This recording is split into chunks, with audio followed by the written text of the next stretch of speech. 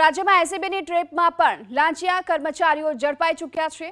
અમદાવાદના Sardarnagar division 8ના home guard જવાન દશરથભાઈ ઠાકોર 2000ની લાંચ લેતા એસીબીના હાથે ઝડપાઈ ગયો છે।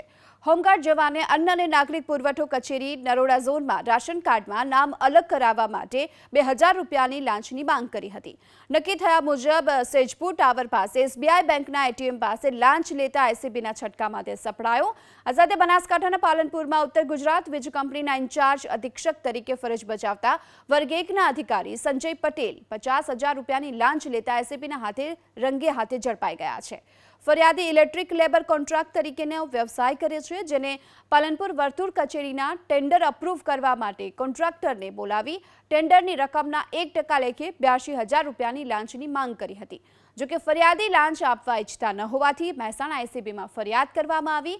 ત્યારે ગુરુવારના વીજ કંપનીના ઇજનેર સંજય પટેલ કચેરીમાં જ લાંચ લેતા રંગે હાથે ઝડપાઈ ગયા।